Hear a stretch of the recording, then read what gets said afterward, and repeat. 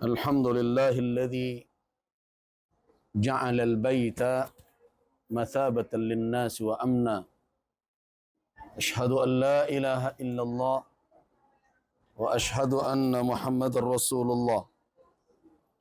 اللهم صل وسلم على عبدك ورسولك وحبيبك محمد بن عبد الله وعلى آله وأصحابه ومن والاه. أما بعد.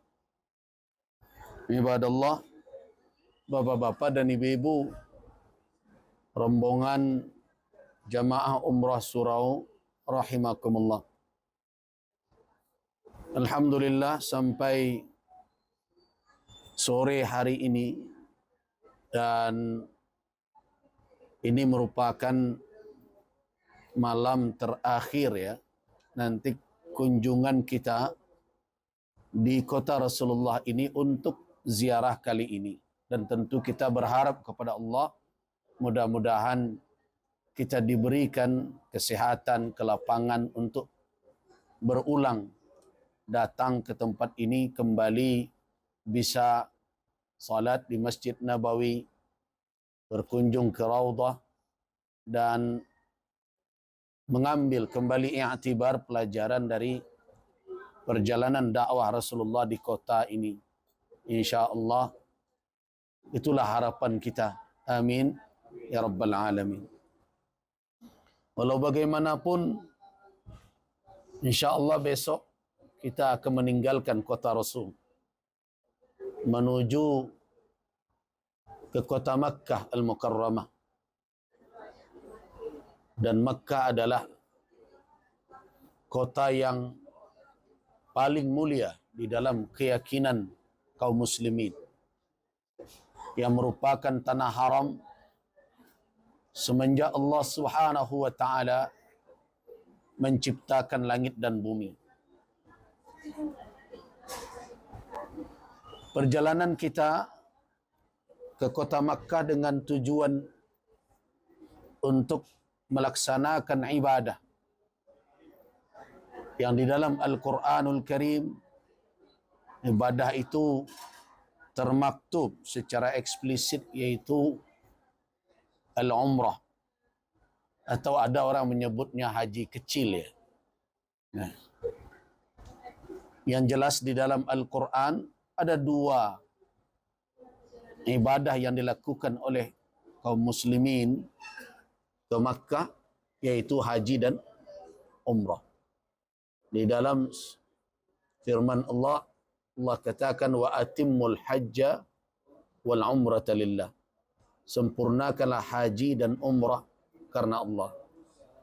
Jadi ini adalah amalan yang disyariatkan bagi seorang muslim untuk datang berkunjung ke Baitullah dengan kaifiat tertentu, dengan rukun dan syarat, dan itu tidak bisa dilakukan ke tempat lain.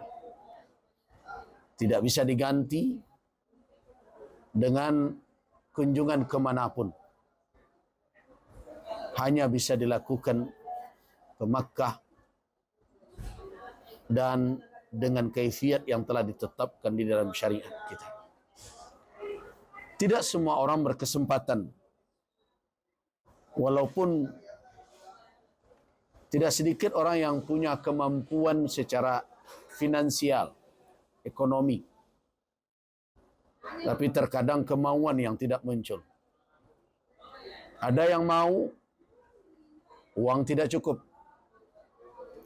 Uang sudah, kemauan tinggi, kesehatan kadang tidak mengizinkan. Jadi karena itu istita'ah, kemampuan yang menjadi persyaratan, sebagaimana yang dikatakan oleh Allah, walillahi 'alan nasi hajjul baiti man istata'a ilaihi sabila. Kemampuan itu menghimpun kemampuan fisik, kemampuan finansial, dan juga adanya kemungkinan untuk melakukan perjalanan yang tidak akan mengakibatkan bahaya, yang akan mengancam dalam bentuk keamanan di perjalanan dan sebagainya, itu telah ditetapkan di dalam syariat dan dijelaskan oleh para ulama dalam kitab fiqih. Terlepas dari itu semua, kita sudah berada di kota Madinah. Dan itu kita syukuri. Dari sekian banyak umat, kita termasuk dalam kelompok liman istata'a ilaihi sabila.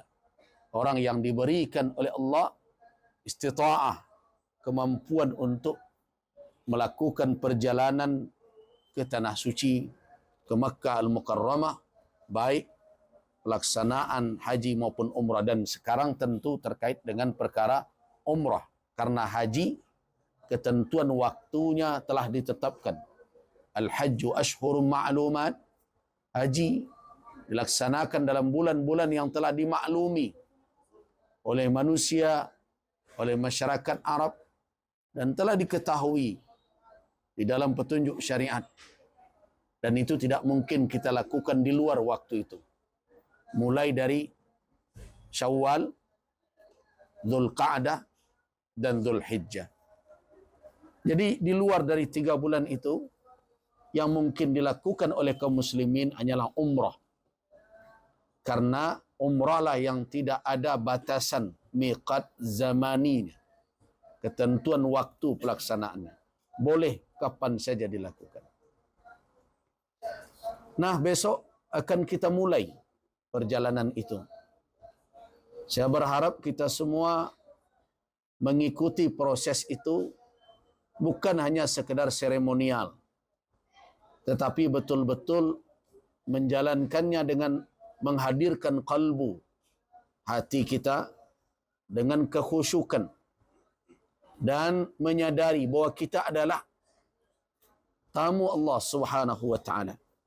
Karena Nabi sallallahu alaihi wasallam mengatakan al-hajj wal mu'tamir, baik orang yang berhaji maupun yang berumrah, merupakan wafdullah, tamu Allah Subhanahu wa taala. Nah, tentu sebagai tamu yang baik, jagalah segala adab, akhlak, dan kaifiat yang telah ditentukan oleh Allah Subhanahu wa taala, sebagaimana yang disampaikan oleh Rasul sallallahu alaihi wasallam, yang telah disusun oleh para ulama di dalam berbagai buku petunjuk manasik al-umrah. Perjalanan kita insya-Allah setelah ditimbang-timbang kembali berbagai kemungkinannya, akan kita percepat dari rencana semula, dan tadi sudah dikonfirmasi oleh Ustaz Aiman.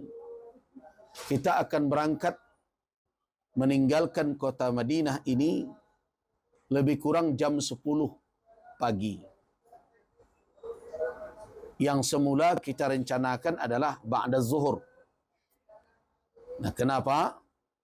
Kelemahan-kelemahan pelaksanaan yang biasa mesti dievaluasi.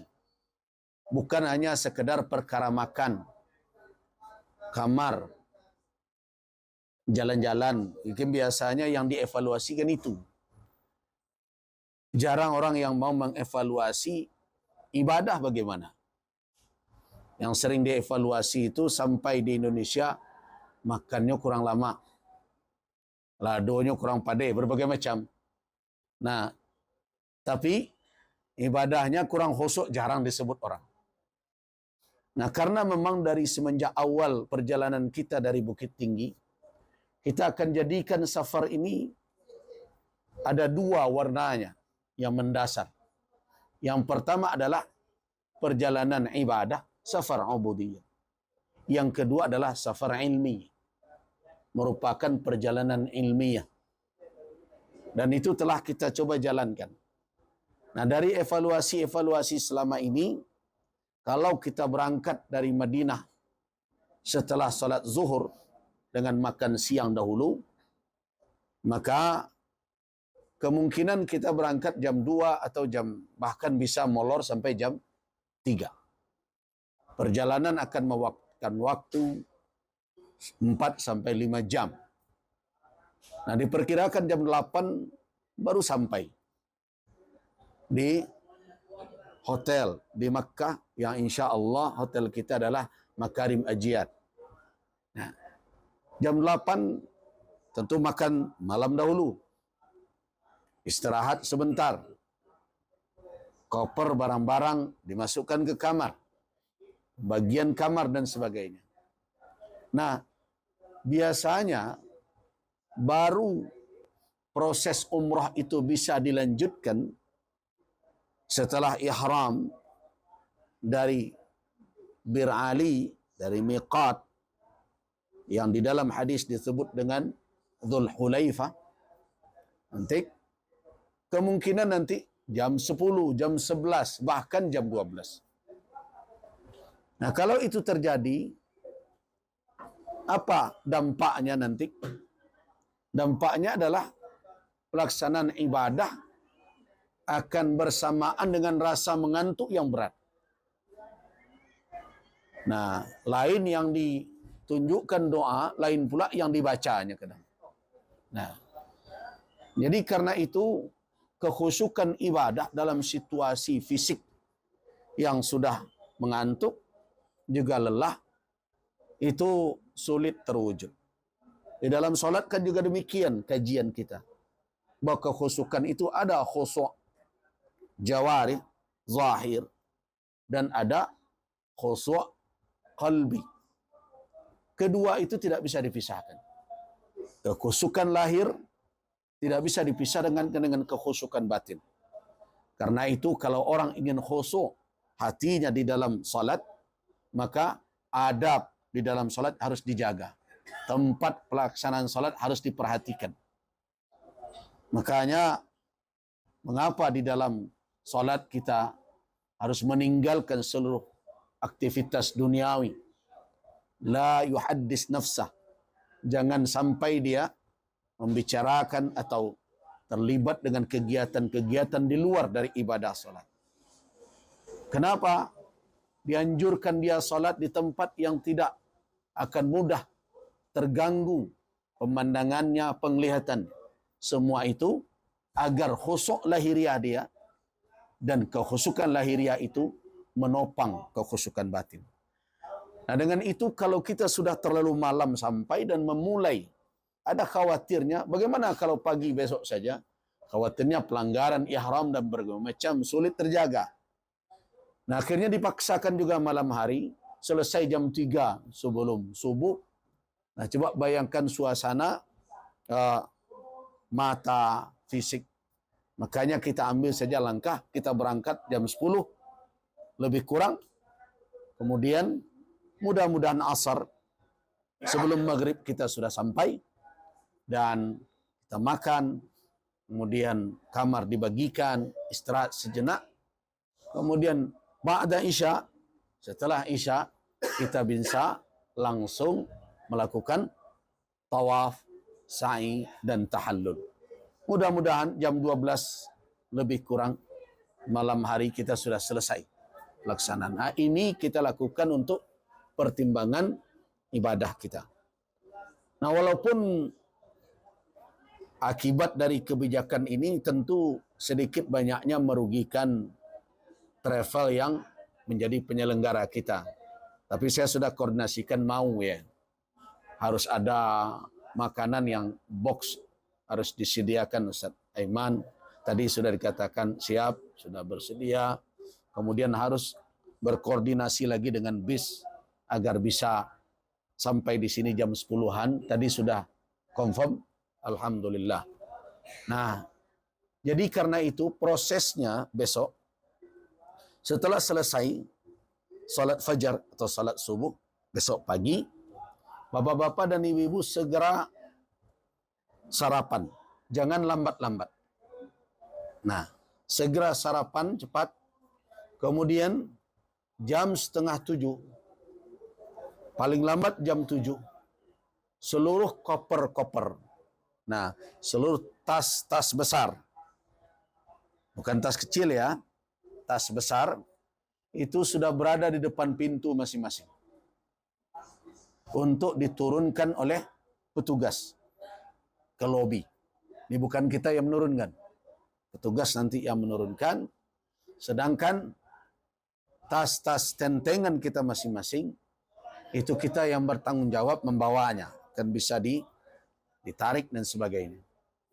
Nah, kemudian proses dari ibadah umrah kita telah kita mulai di hotel ini. Sebagaimana yang telah kita sampaikan dalam kajian manasik umrah, bahwa untuk berihram ada muqaddimah, ada pengantar dari ibadah itu yang merupakan bahagian dari sunnah dari ibadah ihram itu. Kan saya sudah jelaskan, ihram itu adalah majmu'ah minal a'mal. Ihram itu kumpulan dari amalan yang di dalamnya ada rukun, yang di dalamnya ada wajib statusnya, hukumnya, dan ada yang sunnah. Yang rukun satu, apa itu? Niat. Yang wajib ada dua, apa itu? Berpakaian ihram dan melakukan niat itu di miqat. Ini kewajiban. Rukun baik tertinggal, apalagi ditinggalkan. Tertinggal saja tidak dibolehkan, apalagi ditinggalkan. Akibatnya kalau tertinggal atau ditinggalkan yang menjadi rukun yaitu niat, akibatnya adalah ibadah yang kita lakukan itu tidak dianggap di dalam syariat. Artinya batal. Nah, sedangkan yang wajib tidak boleh ditinggalkan. Tapi apabila tertinggal atau ditinggalkan karena sebab tertentu, tertinggal dia atau ditinggalkan karena sebab tertentu, maka ada konsekuensi yang harus ditunaikan, yaitu berupa dam yang harus dibayarkan. Sedangkan perkara yang sunnah adalah rugi orang yang mengabaikannya, yang tidak mempedulikannya. Karena itu adalah amalan-amalan yang dicintai di dalam syariat. Dilakukan oleh Nabi. Walaupun tidak bergantung kepadanya sah dan batalnya ibadah, tetapi meninggalkannya, memandang entengnya adalah sikap yang tidak baik. Siapa yang melakukannya tentu mendapatkan pahala yang lebih di sisi Allah Subhanahu wa taala. Nah, itulah rangkaian dari ihram itu. Dimulai dari mana? Yang pertama adalah membersihkan diri sebagai persiapan untuk melaksanakan niat nanti di miqat. Membersihkan diri itu adalah dengan mandi dan melakukan sunnah-sunnah fitrah. Mandi yang diawali dengan apa? Melakukan sunnah-sunnah fitrah. Nah, sunnah-sunnah fitrah ini apa? Misalnya kuku yang panjang dipotong. Kalau sudah tidak ada lagi, ya tidak ada yang akan dipotong. Nah. Kemudian apa lagi? Bagi yang bapak-bapak, kumis. Ambil dia, kumis itu jangan melebihi tepi bibir atas kita. Akhdhus syarib. Disunnahkan. Secara sederhana, jangan ikut pula dia minum kopi bersama kita. Ambil, tapi lihyah, jenggot, tidak disuruh untuk memotongnya, membersihkan. Malah disunnahkan untuk memeliharanya dengan rapi. Kemudian, bulu-bulu badan. Mulai dari bulu ketiak, termasuk bulu di sekitar kemaluan, faraj, disunnahkan untuk dibersihkan. Dan itu adalah langkah awal untuk memulai pelaksanaan ihram ini dengan menjalankan sunnah-sunnah itu.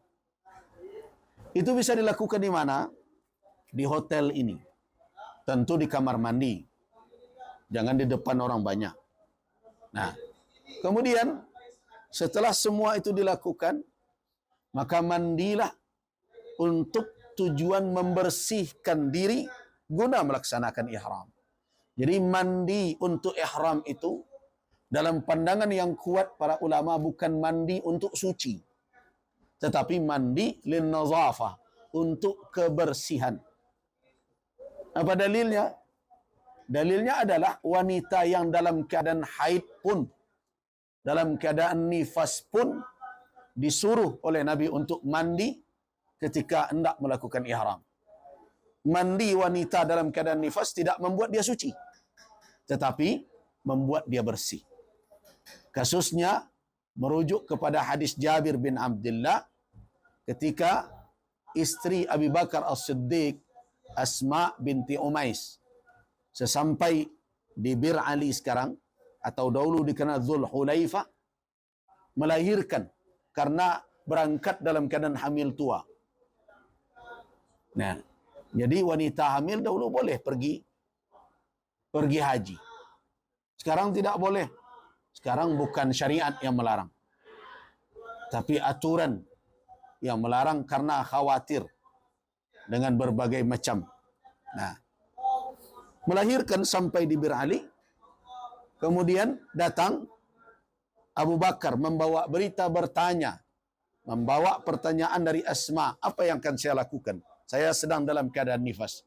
Nabi tetap katakan murha, suruh dia igtasili wastasfiri, mandilah dan pakai peralatan yang membuat, atau kain berbagai macam yang membuat darah itu tidak menyebar, mengotori tubuh dan badan pakaiannya yang lain. Jadi perintah mandi itulah yang disimpulkan oleh ulama sebagai apa? Mandi ketika ihram lin nazafah, untuk kebersihan.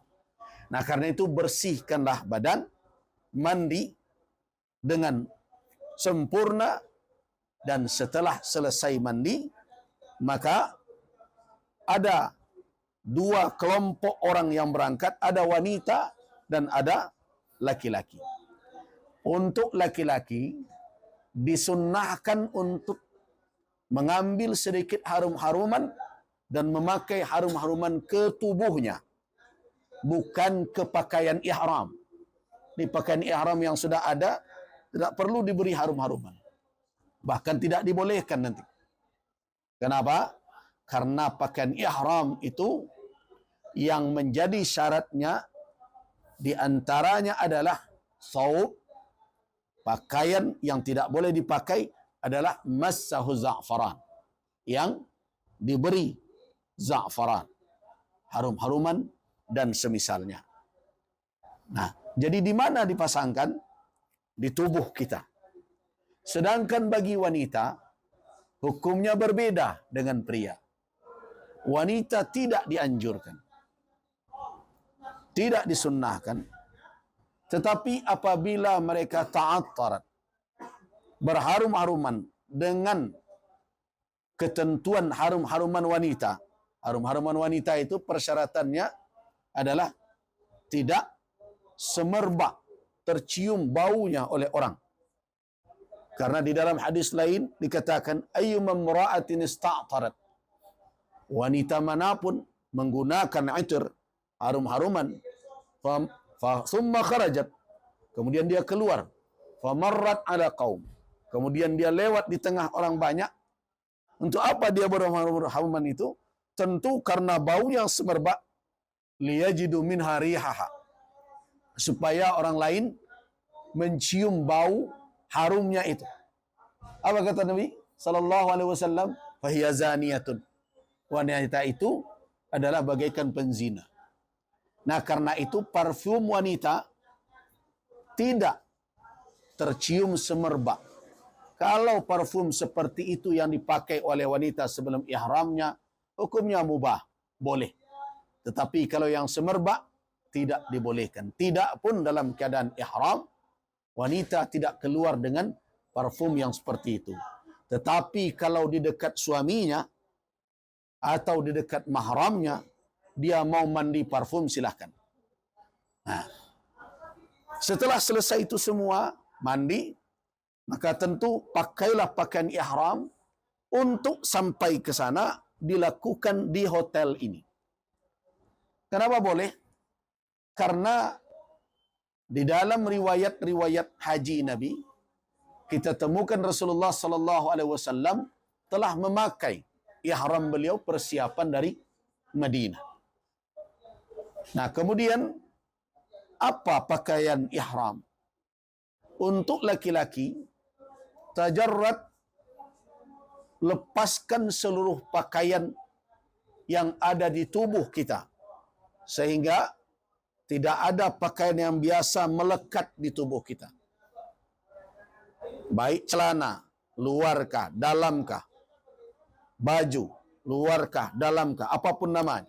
Itu makna tajarrud anis siyab, artinya polos, lepaskan, ganti pakaian itu dengan dua helai kain yang telah disiapkan itu. Yang pertama disebut izaran. Izar, bahasa kita sarung, atau kain yang panjang yang dipakai untuk menutupi tubuh bagian bawah laki-laki. Izar. Yang kedua adalah ridaan, selendang. Nah, kemudian dua helai inilah yang menjadi pakaian bagi laki-laki yang berihram. Laki-laki berihram dalam istilah bahasa Arab muhrim namanya. Nah, untuk mengokohkan pasangnya, menguatkan, dibolehkan untuk memakai ikat pinggang dengan cara yang benar. Tidak ada pula aturan ikat pinggangnya ujungnya harus keluar, putarnya harus ke kiri, ke kanan kah? Tidak ada. Yang penting aurat tertutup, pasang dengan benar dan baik.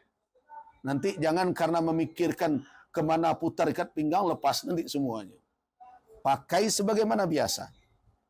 Kemudian pakaian bagian atas, ridaan, selendang, pakai menutup kedua bahu.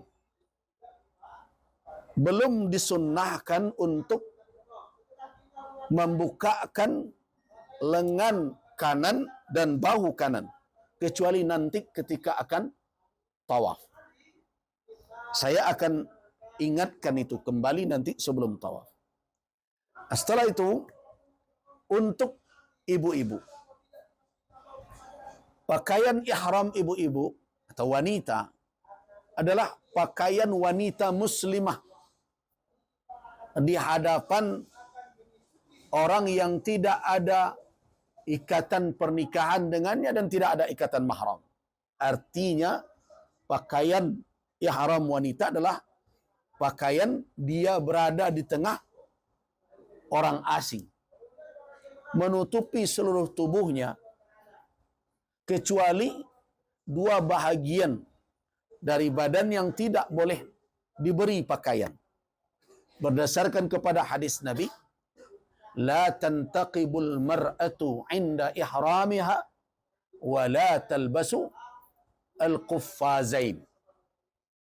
Wanita tidak memakai niqab, tidak memakai cadar di saat ihramnya, dan tidak boleh pula memakai quffazain. Quffazain adalah sarung tangan. Nah, yang dikatakan sarung tangan apa? Yang menutupi dari pergelangan tangan ke ujung jari. Artinya apa? Dua anggota tubuh itu, yaitu wajah, begitu juga pergelangan tangan ke ujung jari, tidak ada pakaian yang melekat padanya. Bagaimana kalau dia tertutup ketika kita tidur, masuk ke dalam jilbab tangan kita? Tidak ada masalah karena bukan pakaian yang melekat padanya. Bagaimana kalau seandainya seseorang merasa risih, dilihat atau tidak nyaman, ada laki-laki lain yang melihat kepadanya, penglihatannya tidak penglihatan yang wajar, apakah boleh dia ambil ujung selendangnya, ditutup wajahnya? Boleh. Kenapa? Karena itu bukan pakaian yang melekat di wajahnya. Sebagaimana yang dilakukan oleh Ummul Mukminin Aisyah, istri Nabi. Nah, ketika laki-laki lain lewat, akhirnya kami ambil taraf, ujung selendang kami tutup wajah kami. Dan apabila orang itu telah berlalu, kami lepaskan lagi. Tetapi cadar tidak ada. Nah, itu tandanya wanita muslimah yang memakai sikap malu yang dalam dan tinggi. Itu Aisyah, Ummul Mukminin. Aisyah dahulu begitu. Saya tidak tahu yang sekarang bagaimana. Nah, ini.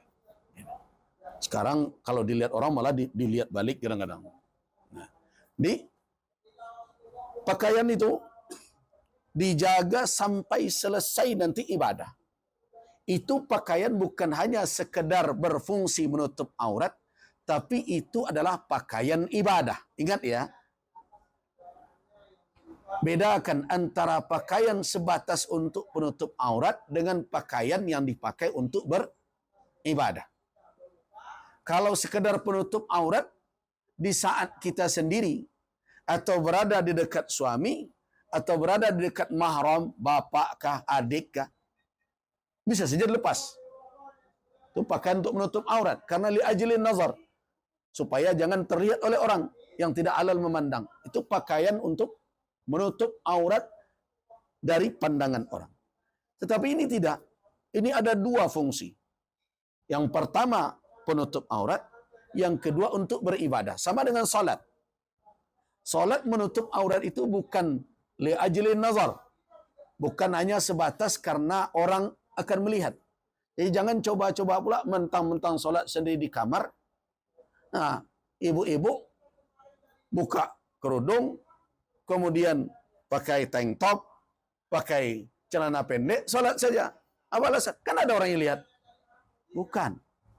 Menutup aurat di dalam solat ada dua fungsi. Karena melindungi aurat jangan terlihat, iya, itu satu. Tapi yang kedua, berfungsi sebagai pakaian untuk beribadah. Begitu juga dalam ihram ini. Jadi karena itu pakaian ihram itu dilepas kapan? Ketika ada hajat. Pergi ke kamar mandi, mau hajat tentu mesti dilepas. Atau mandi mesti dilepas. Tapi setelah keluar, di luar dari itu, pakaian ihram harus tetap dijaga. Itu yang perlu diingat. Nah, apakah ada pakaian khusus yang diharuskan atau kategorinya wajib? Tidak. Tetapi dari kategori sunnah, afdalnya, iya. Pakaian ihram wanita itu ditentukan, disyariatkan dalam bentuk apa? Ghair musbaghah. Tanpa ada warna-warni yang melekat padanya. Artinya, dia memiliki warna dasar kain. Atau setidaknya polos dalam pemahaman ulama. Nah, karena itulah makanya yang dipakai pakaian itu adalah yang polos. Mau hitam seluruhnya, mau putih silakan. Tapi kita sudah ambil kesepakatan kita pakai saja yang putih. Tapi dengan catatan, jangan sampai ada yang transparan. Jangan sampai ada yang ketat. Karena itu bukan pakaian beribadah, bukan pakaian wanita muslimah di tengah orang lain. Nah, ini yang perlu diperhatikan. Dan yang tertutup seluruhnya, kecuali wajah dan telapak tangan dan punggung tangan. Sudah selesai. Semua itu kita lakukan di mana? Di hotel ini. Nah, karena itu segera lakukan bergantian karena kamar mandi satu kamar. Setelah selesai, maka segeralah turun. Kita berharap paling lambat jam 9.30 ya Ustaz Aiman, seluruh jamaah sudah standby di lobi. Lebih baik kita yang menunggu daripada bis yang menunggu kita. Kenapa? Karena terkadang kalau banyak orang yang akan berangkat, meninggalkan hotel ini, apakah mau pulang ke tanah air atau akan ke Mekah, khawatir kita kadang ada murur. Polisi lalu lintas melihat mobil banyak yang parkir, kadang dia tidak nyaman. Nah, jadi daripada hal seperti itu terjadi, sebaiknya kita yang menunggu. Sehingga ketika bus telah datang, tas-tas kita sudah bisa dimuat atau dimasukkan ke dalam bagasi bus, dan kalau sudah siap, kita bisa segera berangkat. Nah itu jadi jam berapa? 9.30 pagi. Tapi tasnya sudah keluar jam 7 ya dari pintu kamar untuk